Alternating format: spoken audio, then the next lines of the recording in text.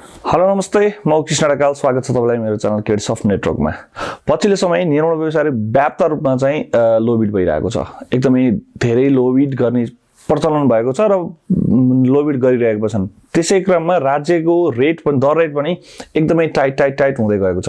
भनेको मतलब आजको 30% घट्दै गर्दा हिजोको दिनमा केही वर्ष पहिलाको रेट कम्पेयर गर्ने नै हो भने आज 30% गर्दा हिजोको रेटमा हो भने 50% घट्थ्यो। त्यो किसिमको रेट थियो। तर राज्यले पनि दर रेटलाई कम गर्दै गएको छ र व्यवसायले पनि आफ्नै घट्ने लोबिड रेसियोलाई चाहिँ बढाउँदै लानु भएको छ। मतलब बढ्दै गएको छ। तर राज्यले दिएको 15% भन्दा ओभरहेड जुन राज्यले दिएको प्रफिट छ जुन कि 15% छ, राज्यले आफूले दिने मार्जिन 15% छ, त्यो भन्दा कुनै पनि एक्स्ट्रा बढाएको भने चाहिँ छैन। किन गर्छन् निर्माण व्यवसाय? पछिल्लो समय 50 त मिनिमम भइसक्यो। 50% घट्दै गर्दा तपाईको 15% चाहिँ ओभरहेड घटायो भने 35% त नर्मली व्यवसायले घाटै लाग्छ। किन? यो घाटा कसरी पूर्ति गर्छन् अथवा हुँदैन कि अथवा कसरी पूर्ति गर्छन् भन्ने विषयलाई चाहिँ आजको भिडियोमा समेटेको छु। भिडियो अन्तिमसम्म हेरिदिनु होला। हेरिसकेपछि आफ्नो प्रतिक्रिया सुझाव दिन नबिर्सिनु होला। निर्माण व्यवसायलाई काम गरे बापत जिल्ला, स्थानीय तह र नेपाल सरकारले लागत इस्टिमेट तयार गरी 15% ओभरहेड जोडेर बोलपत्र आह्वान गरेको हुन्छ, जुन नेपाली व्यवसायहरू चाहिँ भाग लिन पाउँछन् र आफ्नो दर रेट पेश गरिकन आफू अनुकूलको ठेक्का लिन सक्नेछन्। यस्तै क्रममा तपाईको यो जिल्ला दर रेट भनेको के हो, कसरी निर्धारण हुन्छ भन्ने पनि जिज्ञासा हुन सक्छ। जिल्ला दर रेट भनेको चाहिँ कुनै पनि ठाउँको स्थानीय तह, जिल्ला, अञ्चल, प्रदेश कुनै पनि ठाउँको चाहिँ जिल्लाले चाहिँ त्यो ठाउँमा कुनै पनि काम गर्ने कुनै पनि वस्तु सामग्रीहरूको अथवा कुनै पनि मेन पावर होस्, कुनै पनि स्किल लेबर होस्, सबैको चाहिँ जिल्ला दर रेट तोकिदिएको हुन्छ। नेपाल सरकारले एउटा लिमिट राखिदिएको हुन्छ। यसको काम गरे बापतले यसलाई यति ज्याला अथवा गिटी बालो होस् भने यसको यति ज्याला भनेको हरेक किसिमको जिल्ला दर रेट निर्धारण गरिदिएको हुन्छ। हो, त्यो जिल्ला दर रेट चाहिँ हरेक जिल्लामा फरक हुन सक्छ। जिल्ला दर रेट गर्दा जिल्ला प्रशासन कार्यालयमा चाहिँ निर्माण सम्बन्धित मतलब निर्माण व्यवसायहरूदेखि लिएर सप्लायर्स व्यवसायहरूदेखि लिएर स्थानीय उपभोक्ताहरूको सम्पूर्णको एउटा टिम बसेर जिल्ला दर रेट फाइनल गरिएको हुन्छ र यो चाहिँ हरेक वर्ष चाहिँ निकालिएको हुन्छ, तय गरिएको हुन्छ। र इस्टिमेट के हो? इस्टिमेट चाहिँ सोही जिल्ला दर रेटको आधारलाई लिएर कुनै पनि पर्टिकुलर एउटा काम गर्दै गर्दाखेरि त्यो काम गर्नको लागि कति जनसङ्ख्या लाग्छ, कति माल मेटेरियल लाग्छ, हैन, कति सप्लायर सामानहरू, खाद्य सामग्री, मतलब विविध कुराहरू सामान लाग्छ, सबै कुरालाई एक ठाउँमा कम्पेयर गरेर चाहिँ निकालिने जुन रेट छ त्यसलाई चाहिँ इस्टिमेट भनिन्छ। र इस्टिमेटमा 15% चाहिँ एक्स्ट्रा मार्जिन जोडिन्छ र त्यो जोडेर चाहिँ टेन्डर आह्वान गरिएको हुन्छ। किन हुन्छ लोबिड? लोबिड किन हुन्छ भन्ने विषयमा चाहिँ धेरैजना व्यवसायीका आफ्ना तर्कहरू हुन सक्छन्। तर मलाई के लाग्छ भने चाहिँ नेपाल सरकारको सार्वजनिक खरिद ऐन भनेको निर्माण सम्बन्धी ऐनले के व्यवस्था गरेको छ भने जसले लोएस्ट रेटमा बिड गर्छ उसैले टेन्डर प्राप्त गर्छ भनिएको छ। त्यसले गर्दा लोबिड हुन्छ। निर्माण व्यवसायले दर रेट कम गर्नुका धेरै कारणहरू छन्, हैन, धेरै कारणहरू छन्, जसमध्ये मैले केही कारणलाई चाहिँ 1, 2, 3, 4 गरेर बुदागत रूपमा राखेको छु। एक हो निर्माण क्षेत्रको अवस्था। निर्माण क्षेत्रको अवस्था भन्नाले कस्तो हुन्छ भने नर्मली कुनै पनि काम गर्दै गर्दा जिल्लाले त समग्र जिल्लाभरिको कामलाई एउटै रेट तय गरेको हुन्छ। तर मानिलिउँ त्यही काम गर्नका लागि चाहिँ काठमाडौँको न्यू रोडमा काम गर्नु पर्यो भने जहाँ दिउँसो गर्न पाइँदैन, राति गर्नुपर्ने हुन्छ, मेन पावर त्यही अनुसारले अलिकति बढी लाग्न सक्छ, मतलब सर्वसुलभ नहुन सक्छ।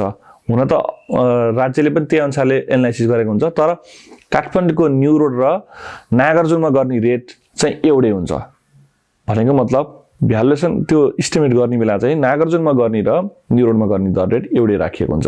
त्यसले गर्दा काठमाडौँको न्यू रोडमा काम गर्नु र नागार्जुनमा काम गर्ने व्यवसायमा फरक अवश्य किन पर्छ भने नागार्जुनमा काम गर्दा तपाईको माल मेटेरियल नजिकबाट आउँछ, सस्तो ढुवानीमा आउँछ, खरिद गर्दा सस्तो पर्छ र डे नाइट काम गर्न पाइन्छ, मतलब काम गर्न सकिन्छ, काम गर्ने सहज वातावरण बन्छ भने चाहिँ त्यही काम सोही काम न्यू रोडमा काम गर्नु पर्यो भने चाहिँ डीएममा काम गर्न पाइँदैन, ढुवानी महँगो पर्छ, राति ल्याउनु पर्छ, ट्रान्सपोर्टमा खर्च आउँछ। भनेको मतलब न्यू रोडमा काम गर्दा त्यही काम महँगो पर्न आउँछ र नागार्जुनमा काम गर्दा त्यही काम सस्तो पर्न आउँछ। त्यसले गर्दाखेरि चाहिँ निर्माण व्यवसायले चाहिँ लोबिड गर्न सक्छन्। किन न्यू रोडमा काम गर्ने व्यवसायले भन्दा नागार्जुनमा काम गर्ने व्यवसायले चाहिँ लोबिड गर्न सक्छ भनेको मतलब यो इक्जाम्पलको रूपमा तपाईँलाई यो कुरा सम्झाएँ। त्यस्तै निर्माण सामग्रीको उपलब्धता, कुनै पनि व्यवसायले काम गर्दै गर्दा सम्बन्धित ठाउँको जुन ठाउँको टेन्डर निकालेको हुन्छ सो ठाउँमा सामान उपलब्ध छ अथवा सहजता छ, मालमिटर सहजता छ भने चाहिँ उसले चाहिँ त्यो ठाउँमा चाहिँ लोबिड गर्न सक्छ। भनेको मतलब राज्यले दिएको भन्दा अलिकति बढी कम्ती गरेर उसले लोबिड गर्न सक्छ। अर्को छ निर्माण व्यवसायको आफ्नै समस्याको कारण। निर्माण व्यवसायसित आफ्नै किसिमका समस्या छन्। कस्तो भने निर्माण व्यवसायसित विभिन्न किसिमका इक्विपमेन्टहरू राखिएको हुन्छ जुन कि यतिकै बस्दै गर्दा चाहिँ बिग्रिने सम्भावना प्रबल हुन्छ, वेस्टेज जान्छ, ब्याङ्कको किस्ता पनि हुनसक्छ, ब्याङ्कको किस्ता पनि हुन्छ होइन, त्यसलाई पनि परिपूर्ति गर्नु पर्यो र त्यसको लागि चाहिँ रेन्टमा जाऊ, रेन्टमा पठाऊ, रेन्टमा नलाग्न सक्छ। जो कारणले गर्दाखेरि चाहिँ आफैले अलिकति थोरै कम लोबिड गरियो भने आफ्नै गाडी घोडा पनि चले। आफ्नै गाडी घोडा चल्ने भनेको मतलब एटलिस्ट नाफा नभए पनि आफ्नै गाडी घोडा चल्छन् भन्ने हिसाबले पनि निर्माण व्यवसायले चाहिँ त्यसमा पनि अलिकति लोबिड गर्न सक्ने अवस्था रहेको छ। अर्को छ निर्माण व्यवसायले कार्य अनुभव र टर्नओभरको आउँछ भन्ने लोभले गर्दाखेरि पनि लोबिड गर्न सक्छन्। कस्तो छ भने नेपालको विद्यमान कानुनमा जति धेरै एक्सपिरियन्स बटुल्दै गयो, मतलब अलिकति एक्सपिरियन्स बटुल्यो भने एक्सपिरियन्स भएकोलाई चाहिँ एक्सपिरियन्स मागिएको हुन्छ ठेक्काहरूमा चाहिँ एक्सपिरियन्सको आधारमा ठेक्का टेक्निकल पास हुनेदेखि विविध कुराहरू हुने कारणले गर्दाखेरि चाहिँ एक्सपिरियन्स बटुल्न अनि टर्नओभरको जति टर्नओभर बढ्दै गयो त्यति ठुलो ठेक्का गर्दै गर्न पाइने भएको हिसाबले गर्दा टर्नओभर आउँछ भने पनि अहिले सानो काममा थोरै लस भए पनि टर्नओभर र कार्य अनुभव आउँछ भन्ने हिसाबले गर्दाखेरि पनि व्यवसाय चाहिँ अलिकति लोबिड गरेका हुन सक्छन्। र अर्को एउटा कारण लाग्छ मलाई निर्माण व्यवसायको थोरै बदमासीको कारण। निर्माण व्यवसाय सबै व्यवसाय भन्दैन, केही व्यवसाय थोरै बदमासी पनि गर्नुहुन्छ। कस्तो छ भने ठेक्का लोबिड गरेपछि आएको पेस्की बापत आएको रकम चाहिँ सेयरमा लगानी गर्यो होइन, तपाईँको घर जग्गामा लगानी गर्यो, मतलब बाहिर अरू मार्केट अरू प्रयोजनको व्यवसाय प्रयोजनको लागि प्रयोग गर्यो र प्रयोग गरिसकेपछि के हुन्छ त्यो व्यवहार मिलाउनको लागि चाहिँ अर्को ठेक्का त्यसरी नै हात पर्न पर्ने हुन्छ र अलिकति लोबिड गर्यो भने फेरि त्यो ठेक्काबाट आएको पेस्कीले यतापट्टिको हिसाब मिलाउन पाइन्छ। त्यसले गर्दा रोटेसन चलाउनको लागि पनि व्यवसायले चाहिँ अलिकति लोबिड गरेको पनि देखिएको छ, त्यस्तो पनि पाइएको छ त्यो सीमित केही व्यवसायले गर्दा। हुन त नेपालको हकमा मैले पहिले पनि भिडियोमा भनिसकेको छु 95% व्यवसाय असफल छन्। सो यस्तै कारणले गर्दा पनि व्यवसाय असफल छन् तर सफल व्यवसायले राम्रै रेटमा काम गरेका छन्, निरन्तर गरिरहेका छन् र राम्रो फाइदा पनि उठाइरहेका छन्।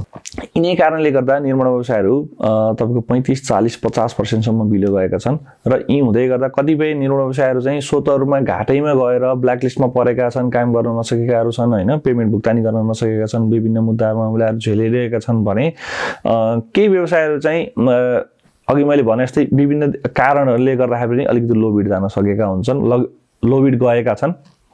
भलै लोबिड जानु चाहिँ राम्रो चाहिँ होइन तर देशको परिस्थिति विद्यमान परिस्थितिलाई निर्माण व्यवसायसित पर्याप्त मात्रामा काम नहुँदिने र जति पनि ठुला कन्ट्र्याक्ट भनेका काम भनेका सीमित व्यवसायसित तपाईँको नेपालको हकमा भन्नुहुन्छ भने नेपालको जति पनि ठुला निर्माण योजना छ 80% निर्माण योजना सीमित व्यवसायहरूको हातमा छ।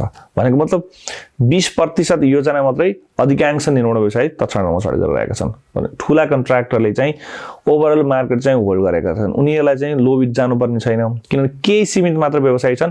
उनीहरूले गर्दा चाहिँ आलो पालो अथवा यसले त्यसले लेनदेन मतलब हुन्छ नि, तैँले यो काम गर मैले यो काम गरेँ भन्ने हिसाबले काम बाँडीचुडी काम गरिरहेका छन् भने सानो व्यवसायहरू चाहिँ शुद्ध रूपमा घटिरहेका छन्, प्रतिस्पर्धा भइरहेका छन्। यो स्वाभाविक रूपमा आफैमा नराम्रो हो। त्यसले गर्दा कोही निर्माण व्यवसाय तपाईँले हेर्दै हुनुहुन्छ भने लोबिड नगर्नु होला। लोबिड गरेका ठाउँमा छ भने खबरदारी गर्नु होला, गुणस्तरको मेन्टेन गर्ने विषयलाई लिएर अफिसलाई देखाउन लिएर सबै कुरामा तपाईँ जागरुक रूपमा अघि बढ्दिनु होला ताकि सो व्यवसायले अर्कोचोटि लोबिड चाहिँ गर्नुभन्दा पहिला सोचोस्। लोबिड एकदम रोग बनेको छ। लोबिडलाई रोक्नको लागि तपाईँ हामीले गुणस्तरको कुरालाई अलिकति ख्याल गरिदिनु भयो भने सायद लोबिड रोक्न सकिन्छ, कम गर्न सकिन्छ। यस्तै विषयलाई लिएर समेटेर मैले भिडियोहरू बनाउँदैछु, कन्स्ट्रक्सन सम्बन्धी, बिजनेस सम्बन्धी विभिन्न आफूले जानेका आइडियाहरू सेयर गर्नेछु। त्यसैले गर्दा च्यानललाई लाइक गरिदिनु होला, सेयर गरिदिनु होला, कमेन्ट गरिदिनु होला, सब्सक्राइब गरिदिनु होला भन्दै भिडियो अन्तिमसम्म हेरिदिनु भएकोमा धेरै धेरै धन्यवाद। नमस्ते।